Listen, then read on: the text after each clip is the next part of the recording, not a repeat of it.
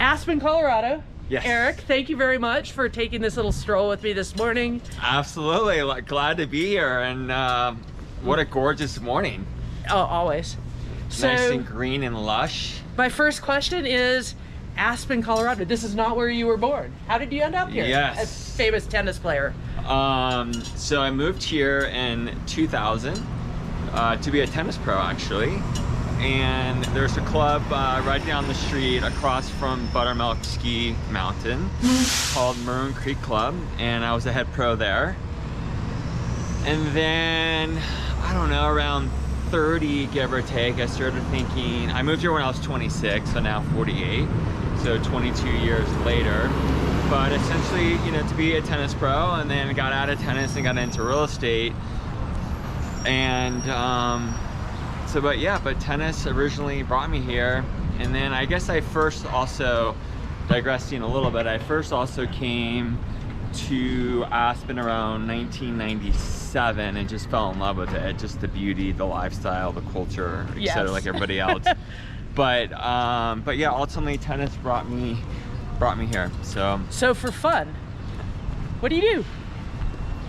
Love, I'm definitely, grew up in the Northwest, so I love nature and love to be outside.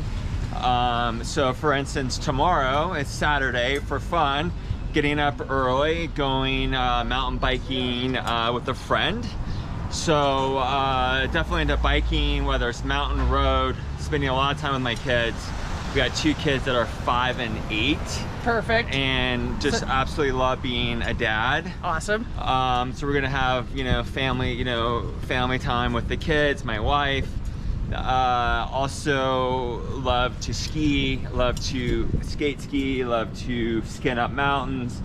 I'm not, an out of bounds kind of guy and get a little too nervous. Plus I have young kids. Yep. And a wife and all that, so I'm not doing anything too crazy. And then it's all the cultural stuff. It's the food and wine event. We had a great party for the company to kind of launch that.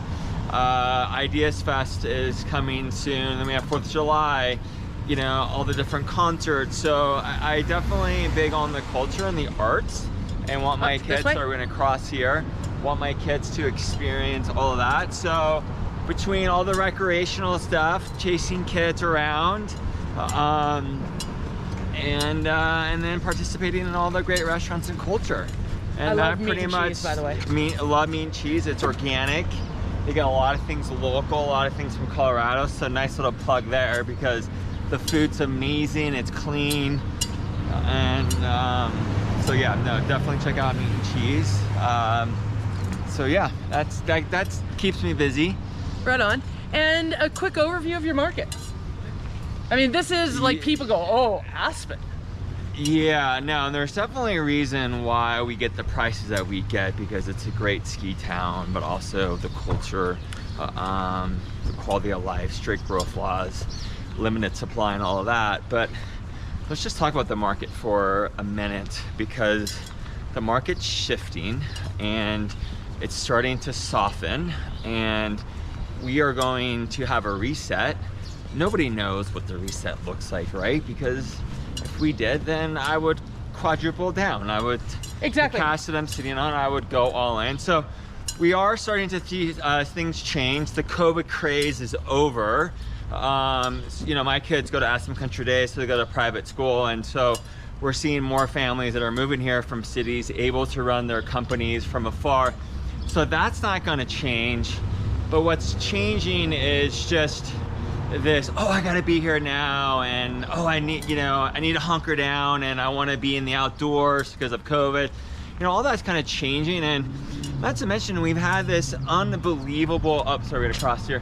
We've had this unbelievable run in the market, and it's only natural and it's very common to see a correction, and we need a correction, actually.